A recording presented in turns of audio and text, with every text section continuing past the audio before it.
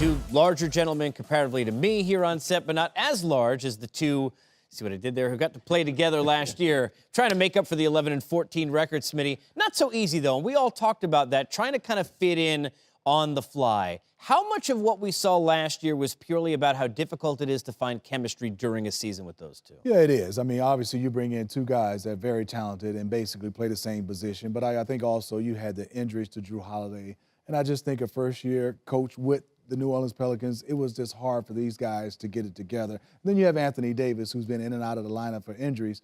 At the end of the season, I started to see, even though they didn't win, Brent, I started to see how those two were starting to mesh with each other's Cousins and Anthony Davis, where I'm looking forward to this year. Talking to Alvin when he was here in the postseason, I know how big it was for him, Bones, camp, having them through a camp. Take us through that. Why is that such a big difference maker? Well, I was going to say, Smitty and I both saw those flashes last year, and so did every other Western Conference and NBA team that's going to have to play against these guys. Look, for the offseason, for Alvin Gentry and their coaching staff to get into the bunker and close doors and say, look, we have two of the best big men that the game has to offer and two of the more versatile players in the game. Forget the position, that can do a lot of things for us.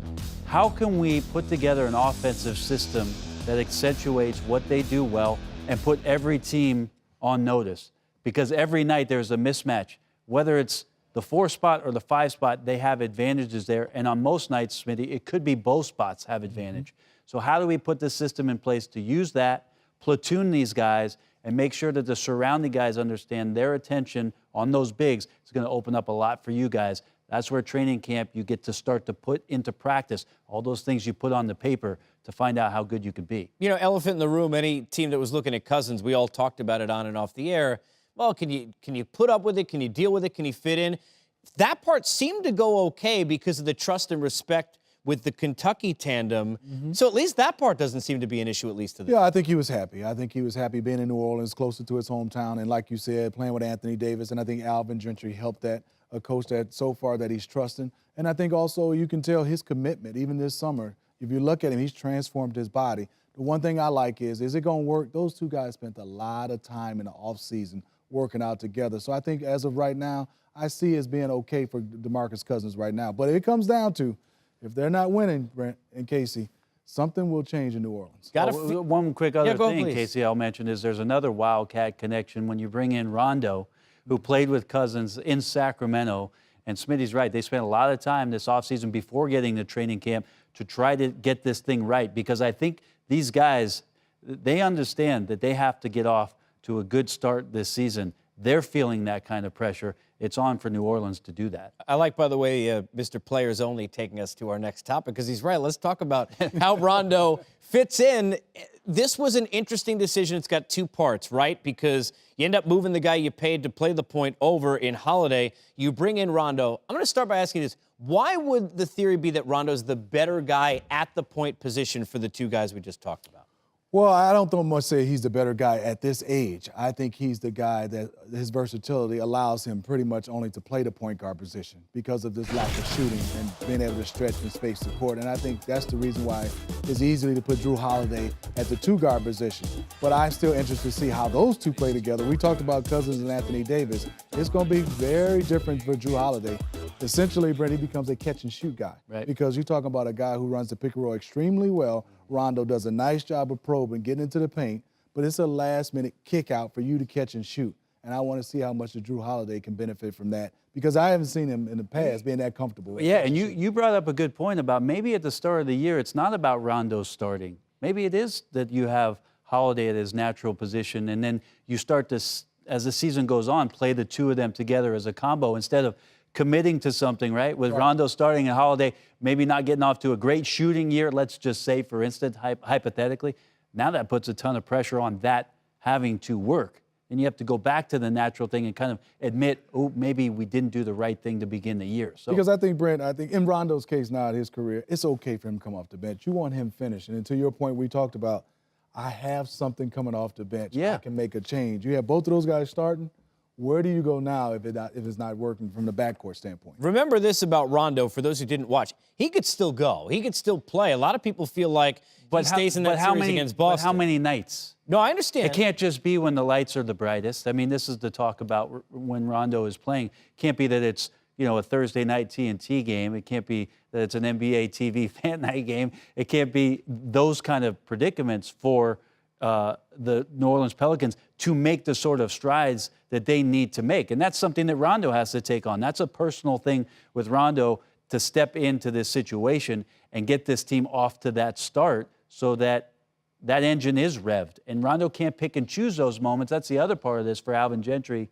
Because Rondo has all of this corporate knowledge, he's been around and played with a lot of players, that can't be disruptive to what it is that Alvin Gentry is trying to do to make this team move forward at the same time. What I love about Rondo, Brent, to your point, I think he's a finisher. And I think that's the role you should put him in. Make sure you understand, at finishing games, he's a big-time competitor. And that's why I think Alvin Gentry should use him in finishing games because he's pretty good. Let me ask you this quickly on Holiday. Having played both positions and knowing the difference between responsibilities at the point and at the two, in what part does Holiday get excited about this? I mean, getting freed up, I know he's not necessarily a catch-and-shoot guy. What does this allow him to do that maybe he couldn't do with the responsibilities? Well, I kind of link it to when I first got here into Atlanta. Brent, I played point guard in Miami. Obviously, I was a big guy that could play the two, but that rebound, my instincts was to do like this. And Mookie was over there, and so you got two guys asking for the basketball. My first instincts wasn't just to get out and run. And then I think also is I had to learn how to play off Mookie. And it's an art, being able to have a guy a drive and be able to slide to perfect spots. When you're a guy used to having the basketball in your hand, making decisions, I knew with 3 or 4 dribbles at the point guard position, I could probe Brent, might get an angle, probe. But when you're the 2 guard, it's a kick, shot fake, 1 or 2 dribbles, make a play. And how many times is something going to be barked from the sidelines from Alvin Gentry where Drew Holiday hears the call and he hears it with the point guard ears rather than the 2 guards' ears and say, well, I need to go get the ball. Oh, wait, no, I got a spot up in the corner, and now I got to just I got to wait here for 10 seconds, and hopefully the ball comes my way. It is a much different mindset. And going back to Smitty playing point in Miami and 2 guard in Atlanta, I wish he played point the whole time. That way I wouldn't have to guard him at the 2 spot and get lit up, Casey. Great point, though. We talk offensively. Drew Holiday got to guard too. Yes. But he can defend. He can defend, and that is one thing that I think the Pelicans do feel most confidently in asking him to do this. Drew Holiday plays some defense and plays it well on that end of the floor. Guys, they were in this predicament because they didn't have really a 2 that they thought was that starter. E'Twaun Moore was a guy who filled that role last year. They bring in Ian Clark, a guy who played some good minutes, Bones, last year for the Dubs, and bring some of that over. How about kind of specifically the backcourt to start? Well, if you look at, we'll go to Ian Clark, he's a spot-up shooter. And because the Golden State Warriors have a lot of guys that you're going to pay attention to, he was a great fit there. And quite frankly, with Cousins on the floor and Anthony Davis, one of those guys is drawing double teams. Smitty, I think Ian Clark was a good pickup for them to have some perimeter threat because there isn't much else when you start to look at that. Yeah, I totally agree for you. And I look at Crawford. He's a guy that can flat out score the basketball. He's one of those guys that you can put in his hand in that second unit that maybe can help him.